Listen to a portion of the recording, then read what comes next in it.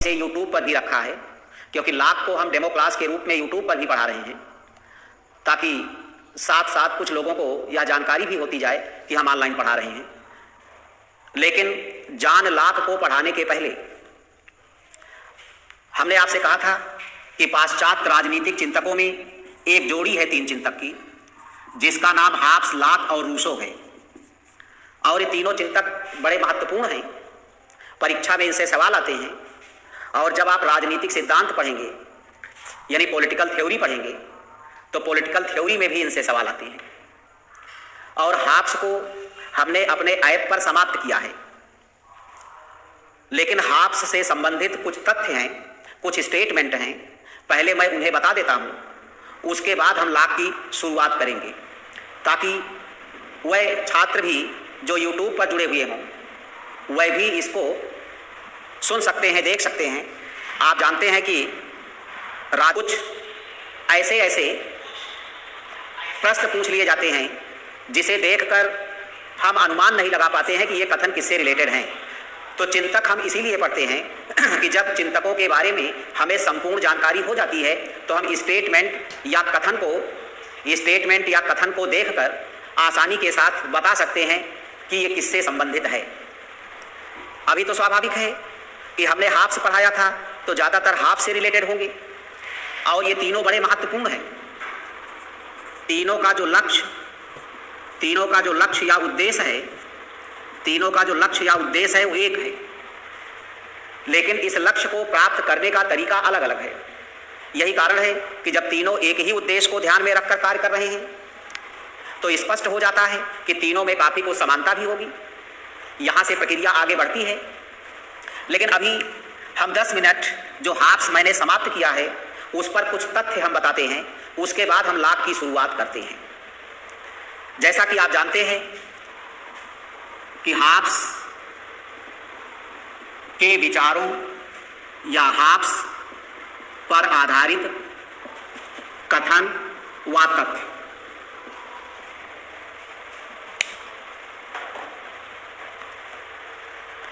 जैसे हाब्स का पहला कथन है, सबसे निकृष्ट राज्य सबसे उत्कृष्ट अराजकता से अच्छा है। यानी हाब्स कह रहे हैं कि सबसे निकृष्ट राज्य सबसे उत्कृष्ट अराजकता से अच्छा है। यानी सबसे निकृष्ट राज्य सबसे उत्कृष्ट अराजकता से अच्छा है। अब यह परीक्षा में कई बार पूछा जा चुका है, IAS PCS की भी परीक्षा में पूछा जा चुका है। अब यहां पर हाब्स यह बताने का प्रयास कर रहा है कि राज्य माने सभ्य समाज, यानी सभ्य समाज या राज्य या सिस्टम कितना भी बुरा क्यों ना हो, और अराजकता का मतलब कि राज्य विहीन समाज कितना भी अच्छा क्यों ना हो, वह इससे बुरा होता है। सबसे निकृष्ट राज्य सबसे उत्कृष्ट अराजकता से अच्छा है। दूसरा स्टेटमेंट हाब्स का आ रहा है, पीछे पढ़ाते समय भी मैंने जिक्र किया था, मैं और मेरा भय दोनों जुड़वा भाई हैं। चूंकि हमने चर्चा किया था कि हाब्स जिस समय अपनी मां के पेट में था उस समय इंग्लैंड का वातावरण काफी भयावह था, और इस भयावह वातावरण में उसकी मां ने समय के 2 माह पूर्व जन्म दिया। तो भय हाब्स के जीवन की आधारशिला बन गई।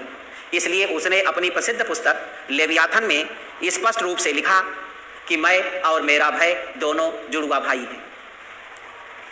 तीसरा स्टेटमेंट हाब्स का आता है,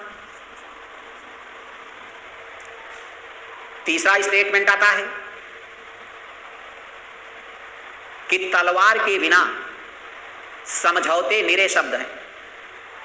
तलवार के बिना समझौते निरे शब्द हैं।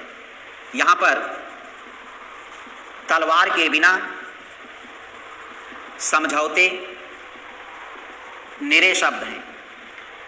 यहां तलवार का मतलब होता है निरंकुश सत्ता, और निरे का मतलब होता है निरर्थक। यानी जो तलवार होती है, अगर निरंकुश सत्ता नहीं है तो समझौता का कोई अर्थ नहीं है। ऐसा हाब्स क्यों मानते हैं? ऐसा हाब्स इसलिए मानते हैं क्योंकि उनका मानना है कि मानव का स्वभाव बुरा होता है, मनुष्य झगड़ालू होता है, इसलिए ऐसे मनुष्यों पर शासन करने के लिए एक निरंकुश शासक की जरूरत है। तो तलवार के बिना समझौते निरे शब्द हैं। हाब्स का एक स्टेटमेंट और है, कई बार परीक्षा में आया, मनुष्य झगड़ालू और दुष्कर्मी है। कई बार आईएएस पीसीएस में भी पूछा जा चुका और माध्यमिक शिक्षा सेवा चयन बोर्ड में भी पूछा जा चुका है कि मनुष्य झगड़ालू और दुष्कर्मी है। दुष्कर्मी का मतलब दुष्टकर्मी। क्यों? क्योंकि हाब्स ने अपने समय में राजतंत्र और जनतंत्र के बीच जो लड़ाई देखी, उससे उसके मन में यह विचार बन गया कि मानव स्वभाव अच्छा नहीं होता, तो उसने मनुष्य को झगड़ालू और दुष्कर्मी के रूप में देखा। अब जैसे परीक्षा में आ गया, अब आपसे पूछा जा रहा है किसका कथन है, तो जब आपको चिंतकों का इतिहास पता होगा, चिंतकों का के बारे में पूरी जानकारी होगी, तो आप अनुमान लगा सकते हैं कि मानव स्वभाव को जो बुरा मानता होगा वही इस प्रकार का स्टेटमेंट रखता होगा। हाब्स अगला स्टेटमेंट देता है कि शब्द विद्वानों के लिए गिन्नियां हैं, परंतु मूर्खों के लिए आभूषण। यानी शब्द विद्वानों के लिए गिन्नियां हैं, परंतु मूर्खों के लिए आभूषण। यह भी परीक्षा में आ चुका है। इसका मतलब है कि जो विद्वान होते हैं उनके लिए शब्द कोई मायने नहीं रखता, लेकिन जो मूर्ख होते हैं वह उन शब्दों को सुन करके, उनका भाव प्राप्त करके अपने जीवन को धन्य कर लेते हैं। शब्द मूर्खों के लिए गहने के तुल्य हैं, आभूषण के तुल्य हैं। इसके बाद ये हाब्स के कथन हैं कि हाब्स समय समय पर इस प्रकार की बातें करता है। हाब्स का अगला कथन है कि मनुष्य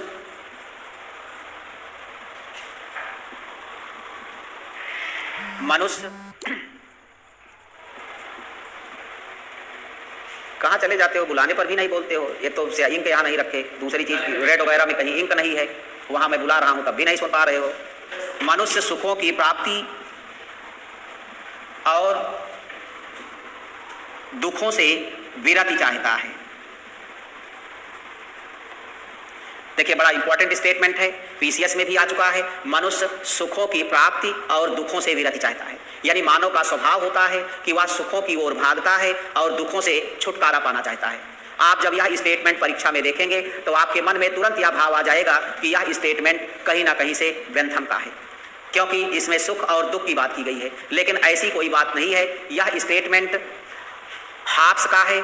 इसी स्टेटमेंट के आधार पर कभी कभी कहा जाता है कि हाब्स को प्रथम उपयोगितावादी के नाम से भी जानते हैं। यानी हाब्स को प्रथम उपयोगितावादी के नाम से भी जानते हैं, क्योंकि हाब्स का ये जो स्टेटमेंट है ये कहीं ना कहीं उपयोगितावाद से रिलेटेड है। उपयोगितावाद अधिकतम व्यक्तियों के अधिकतम सुख का सिद्धांत है, सुख दुख का सिद्धांत है, और हाब्स ये स्टेटमेंट दे करके उपयोगितावाद का पूर्व सूचक बन जाता है। कभी कभी सवाल परीक्षा में पूछ लिया जाता है कि उपयोगितावाद का पूर्व सूचक या उपयोगितावाद का विचार किसमें सर्वप्रथम मिलता है, तो हाब्स पर आप चिन्ह लगा सकते हैं। इसके बाद हाब्स ने जब 1951 में फ्रांस में अपनी प्रसिद्ध पुस्तक लेवियाथन लिखा था, तो आपको पता है कि इस पुस्तक में उसने चर्च की भी आलोचना किया था और चर्च को पूर्णतया राज्य के अधीन बना दिया था, और साथ साथ उसने मानव स्वभाव की कटु आलोचना करते हुए उस पर शासन करने के लिए एक निरंकुश शासक की कल्पना किया था। और जब हाब्स ने यह पुस्तक लिखा था और जब हाब्स ने इस पुस्तक को लिखा था तो जगह जगह पर फ्रांस में जब हाब्स के विरुद्ध प्रदर्शन हुआ था तो आंदोलनकारियों ने हाब्स की पुस्तक को जलाकर कहा था, हाब्स की पुस्तक को जलाकर कहा था कि जितना अधर्म और राजद्रोह इस पुस्तक में पाया जाता है शायद ही उतना अन्य किसी पुस्तक में पाया जाता हो।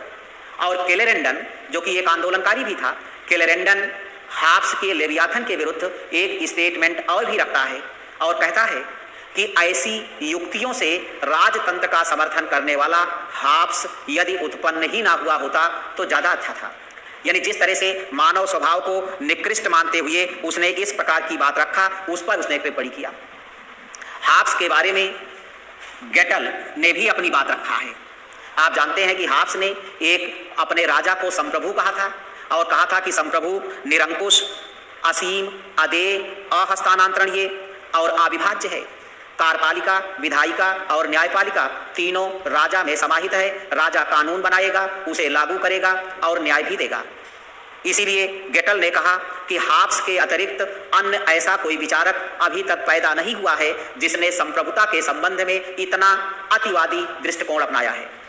यानी हाब्स के अतिरिक्त अभी तक अन्य कोई ऐसा विचारक नहीं पैदा हुआ जिसने संप्रभुता के बारे में इतना अतिवादी दृष्टिकोण अपनाया है। इसके अतिरिक्त सेबाइन ने हाब्स के बारे में लिखा है, अंग्रेजी भाषाभाषी जातियों ने अब तक जितने महान राजनीतिक विचारकों को जन्म दिया, कदाचित उनमें हाब्स महानतम है। फिर सेबाइन कहता है कि हाब्स के दर्शन को सबसे क्रांतिकारी और महान बनाने वाला विचार उसके व्यक्तिवाद का सिद्धांत है। क्यों? क्योंकि आपने देखा था कि हाब्स ने कहा था कि यदि राजा प्रजा के प्राण की सुरक्षा न कर पाए तो प्रजा राजा का विरोध कर सकता है। अपवाद स्वरूप ही सही, लेकिन आधुनिक काल में हाब्स पहला विचारक बना जिसने राज्य के विरोध का अधिकार, एक्सेप्शन ही सही, जनता को दिया। इसलिए जनता को साध्य और राज्य को साधन बताकर व्यक्तिवाद का सूचक बन गया और हाब्स को प्रथम व्यक्तिवादी के रूप में जाना जाता है। आक्साट ने लिखा है, यानी आक्साट ने अपने विचारों को व्यक्त करते हुए लिखा है कि लेवियाथन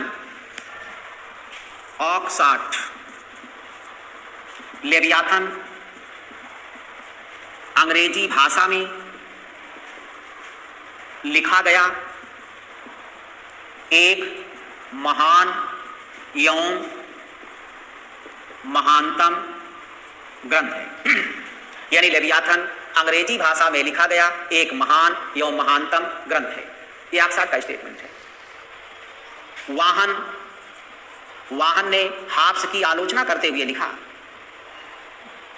कि हाब्स, यानी जो हाब्स का राजनीतिक विचार है, जो हाब्स ने सामाजिक समझौता करके एक निरंकुश राजा को जन्म दिया, तो वाहन लिखते हैं कि हाब्स का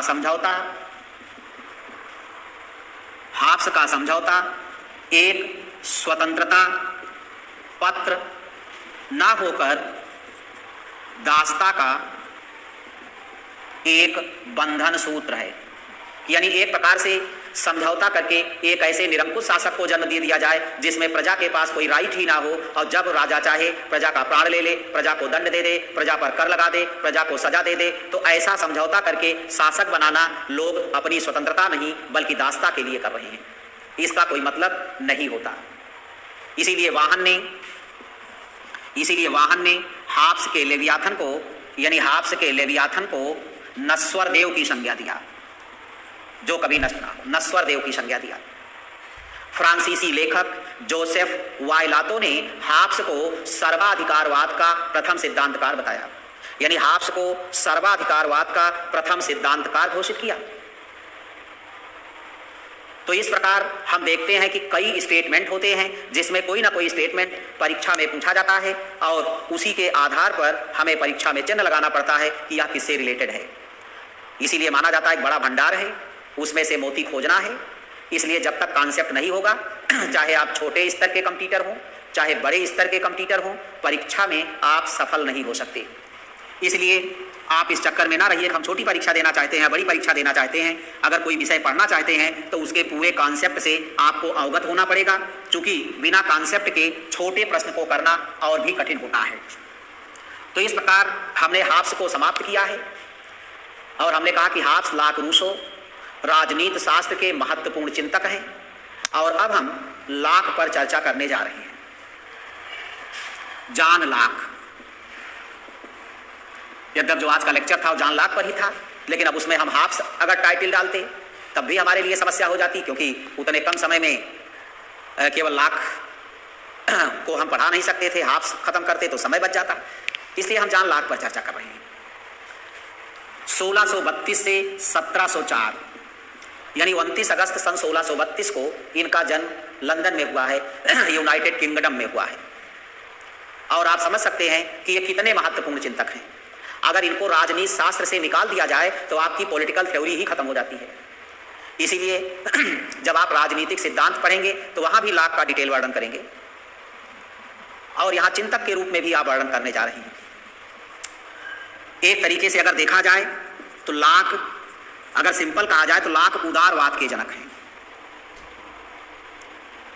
वैसे तो उदारवाद को जनरली पूंजीवाद भी कहा जाता है, इसीलिए लाख को पूंजीवाद का भी जनक माना जाता है। और जो उदारवाद है ये मध्य वर्ग का दर्शन है, मिडिल क्लास का दर्शन है, और मध्य वर्ग में व्यापारी वर्ग आता है, और इसी मध्य वर्ग को पूंजीपति वर्ग भी कहा जाता है। और यह विचारधारा एक प्रकार से व्यक्तिवाद का पोषक है। इसीलिए आप कह सकते हैं कि पूंजीवाद का भी जनक है, उदारवाद का भी जनक है, और साथ साथ व्यक्तिवाद का भी जनक है। तो लाख तीनों का जनक है। इसीलिए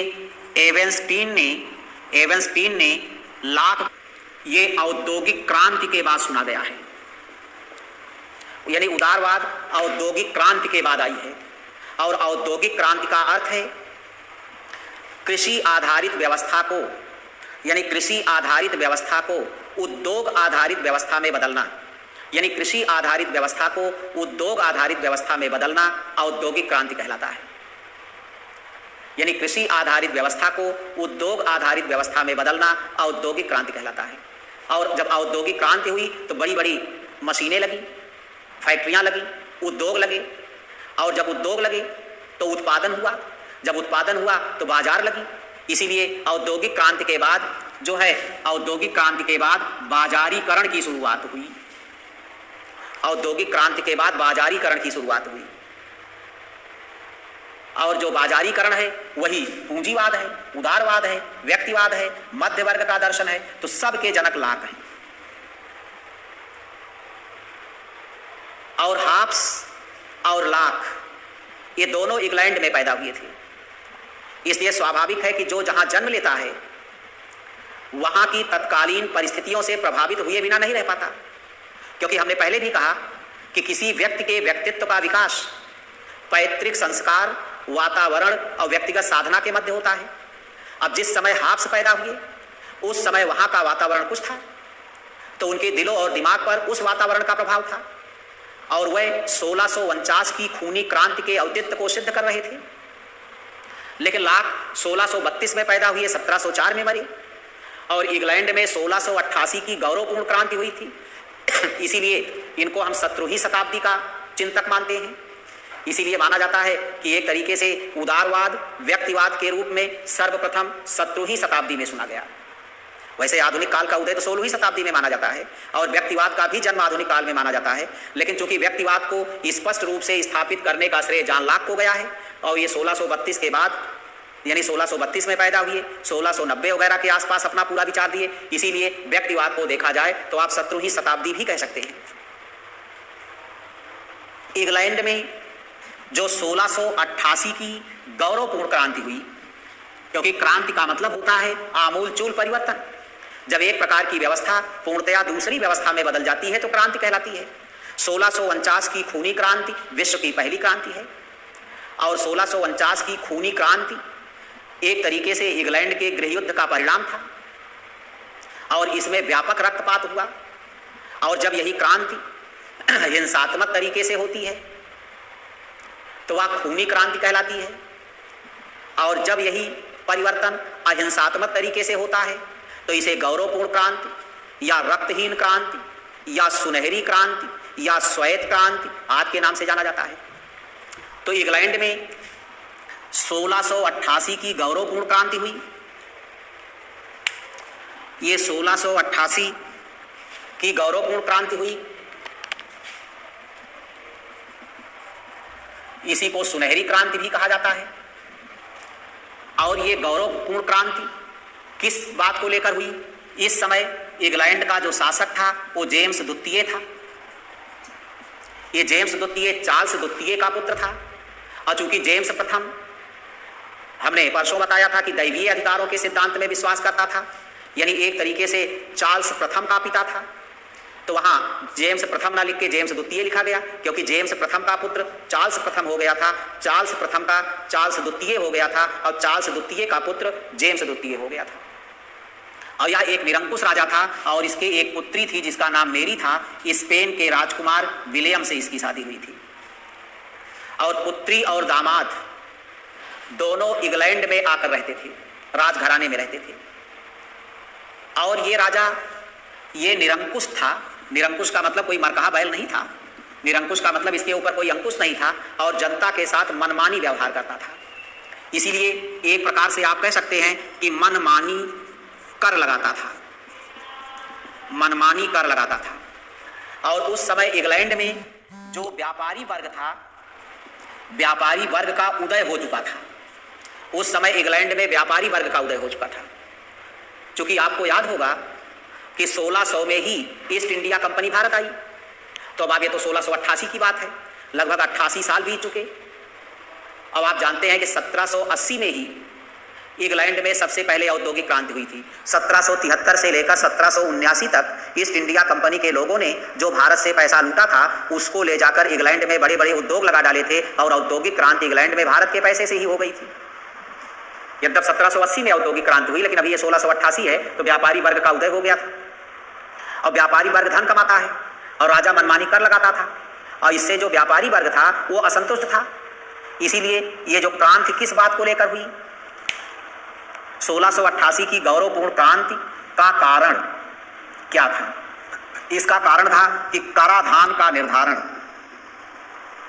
यह भी एक सवाल पूछा जाता है कि 1688 की गौरवपूर्ण क्रांति किस बात को लेकर हुई? जीएस वगैरह में भी आता है, तो आप चिन्ह लगा देते हैं कि कराधान के निर्धारण को लेकर हुई। और इस गौरवपूर्ण क्रांति के द्वारा नारा दिया गया, ये 1688 की गौरवपूर्ण क्रांति का नारा नारा क्या था? नारा था प्रतिनिधित्व नहीं, प्रतिनिधित्व नहीं तो कर नहीं, यानी no taxation, no representation, no taxation, no representation, no representation, no taxation. प्रतिनिधित्व नहीं तो कर नहीं, नो रिप्रेजेंटेशन, नो टैक्सेशन। और यहां पर जब जनता ने राजा के विरुद्ध आंदोलन छेड़ा, तो जो मेरी और विलियम थी ये भी जनता के साथ हो गई, और तब जनता का मनोबल बढ़ गया। और ये भविष्य के शासक थे, कहा जाता है घर के भेदी लंका ढावे। तो परिस्थिति ये हो गई कि जेम्स द्वितीय लगातार कमजोर होता गया। जब ये कमजोर होता गया और मेरी और विलियम के सह से जनता मजबूत होती गई, तो जनता ने क्या किया कि जेम्स द्वितीय को पकड़ा और इसकी खोपड़ी काट कर फेंक दिया, शरीर को पार्लियामेंट के सामने लटका दिया। खोपड़ी क्यों काटा? क्योंकि खोपड़ी जो है वो राजतंत्र का प्रतीक है, क्योंकि राजतंत्र एक व्यक्ति का शासन है, और किसी को हम चेहरे से पहचानते हैं। अभी इतना कट जाए तो किसी को पहचानना पीछे से मुश्किल हो जाए, यही चेहरा है, सारा पैसा इसी में खर्च होता है। कहते नहीं चेहरा बिगाड़ दूंगा, जब चेहरा बिगड़ जाएगा पहचान में नहीं आएगा। चेहरा बिगड़ जाना मुहावरा है, उत्तर है इसका पहचान खत्म हो जाना। तो और शरीर क्या है? शरीर लोकतंत्र का उदाहरण है, क्योंकि लोकतंत्र संपूर्ण जनता का शासन है, और संपूर्ण जनता का शासन होने के कारण इस बात को तय कर पाना बहुत मुश्किल होता है, इस बात को तय कर पाना बहुत मुश्किल होता है कि ये किसका शासन है। तो शरीर को पार्लियामेंट के सामने लटकाने का मतलब है कि निरंकुश राजतंत्र समाप्त हो गया और संवैधानिक राजतंत्र का उदय हुआ। तो गौरवपूर्ण क्रांति के द्वारा क्या मिला? यानी इस क्रांति द्वारा पहली चीज क्या मिला? निरंकुश राजतंत्र, निरंकुश राजतंत्र का समापन और संवैधानिक राजतंत्र का उदय। क्योंकि जनता ने तय किया कि मेरी और विलियम बहुत अच्छे हैं, इसलिए जनता ने तय किया कि इनको तो हम जरूर समाप्त करेंगे, लेकिन हम अपने राजा को बनाए रखेंगे। और राजा भी बहुत अच्छा आदमी था। 1689 में इंग्लैंड की संसद को बुलाया और एक बिल ऑफ राइट्स पारित करवाया। और बिल ऑफ राइट्स में कहा गया कि अब सारे अधिकार जनता के द्वारा चुने हुए प्रतिनिधियों में होंगे और राजा संवैधानिक रूप से राज्य में बना रहेगा। राजा को कोई विवेक का अधिकार नहीं होगा। राजा वही करेगा जो मंत्रिपरिषद कहेगी, यानी जनता के द्वारा चुनी हुई सरकार कहेगी। इसीलिए इंग्लैंड के बारे में कहा जाता है राजा मर चुका है, राजा अमर रहे। यानी इस रूप में राजा मर चुका है और इस रूप में राजा अमर रहे।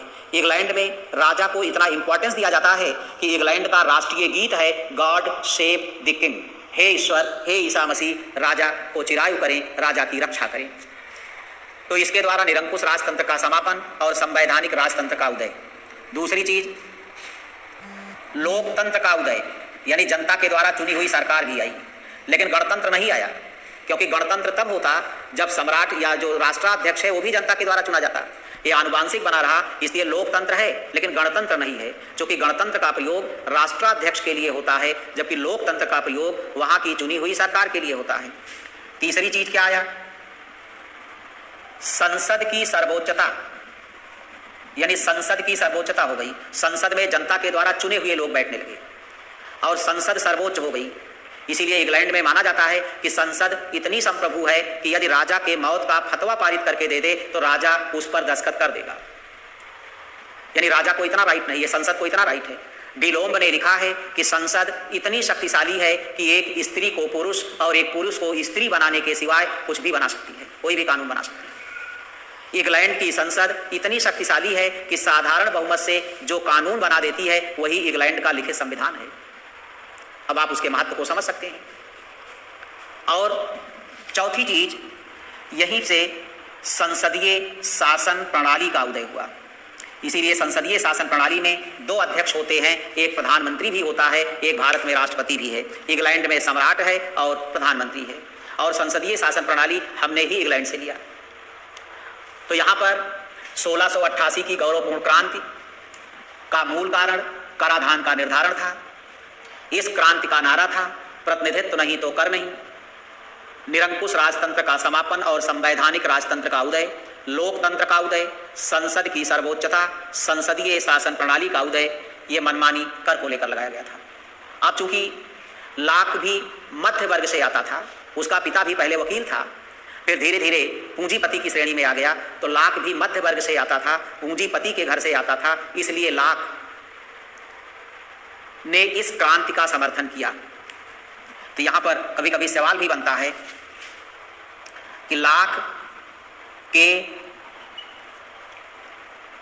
राजनीतिक दर्शन का उद्देश्य, लाक के राजनीतिक दर्शन का उद्देश्य गौरवपूर्ण क्रांति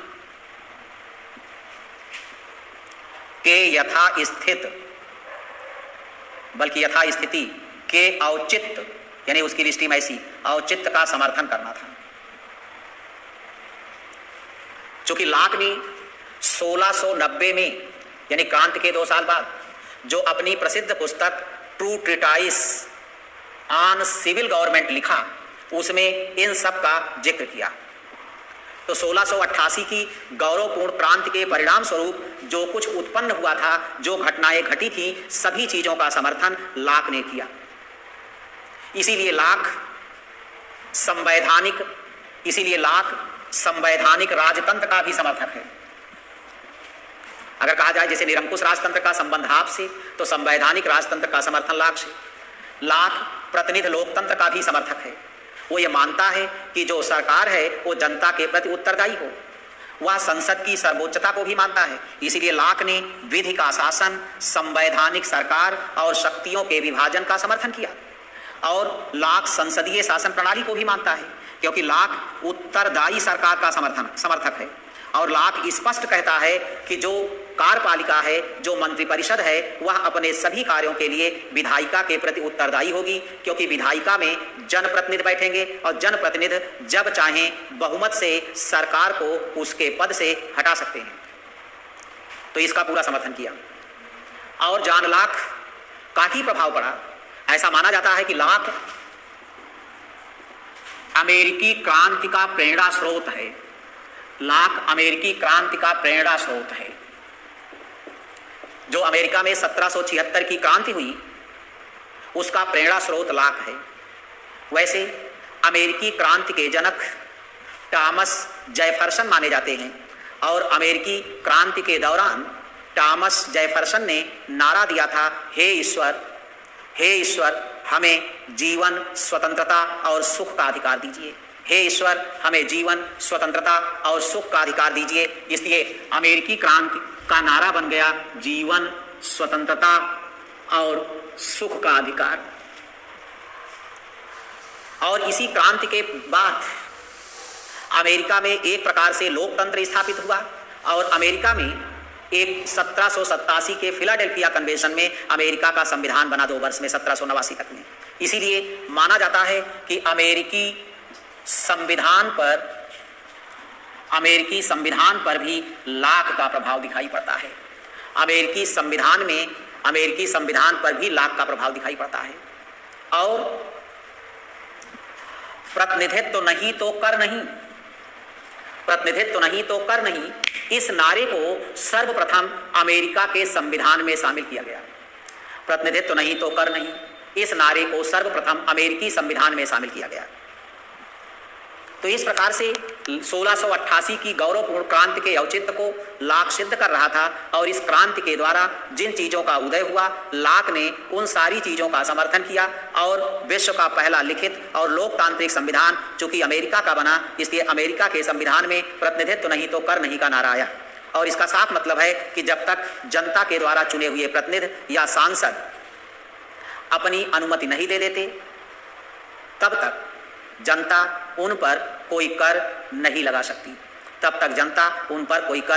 सकती। यही कारण है कि भारतीय संविधान के भी अनुच्छेद 265 में स्पष्ट कर दिया गया है कि विधि के पराधिकार के बिना सरकार जनता पर कर नहीं लगा सकती। क्योंकि जनता के प्रतिनिधि संसद में बैठते हैं और जब संसद के सदस्य किसी चीज की इजाजत दे देते हैं तो ऐसा माना जाता है कि अप्रत्यक्ष रूप से जनता ने अपने ऊपर कर लगाने की इजाजत दे दिया है। इसके अलावा मैंने आपसे कहा कि विधि का शासन, प्रतिनिधि लोकतंत्र, संवैधानिक सरकार, संविधानवाद, शक्तियों का विभाजन। देखिए, शक्तियों का विभाजन और पृथक्करण में अंतर होगा, आगे चलकर बताएं। शक्तियों का विभाजन और उत्तरदायी सरकार, इसको जन्म तो नहीं दिया लाक ने, इसके कोई जन्मदाता तो नहीं है, लेकिन आप कह सकते हैं कि अप्रत्यक्ष रूप से यह विचार लाक के साथ जुड़ा है। यानी अप्रत्यक्ष रूप से यह विचार लाक के साथ जुड़ा है। विधि का शासन, प्रतिनिधि लोकतंत्र, संवैधानिक सरकार, संविधानवाद, शक्तियों का विभाजन, उत्तरदायी सरकार, ये इसी के साथ जुड़ा हुआ है।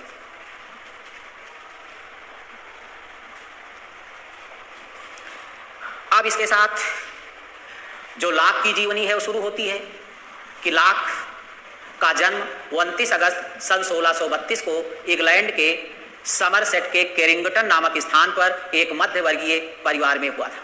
अब जीवनी में बहुत सारी चीजें हैं, लेकिन उनका यहां से कोई बहुत रिलेशन नहीं है, जन्म हुआ था। और लाक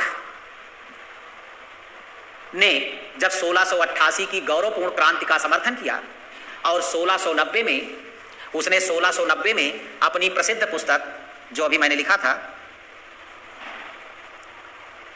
टू ट्रीटाइस ऑन सिविल गवर्नमेंट, लिखा। तो ये पुस्तक बहुत महत्वपूर्ण थी और इसमें 2 खंड लिखा। फर्स्ट खंड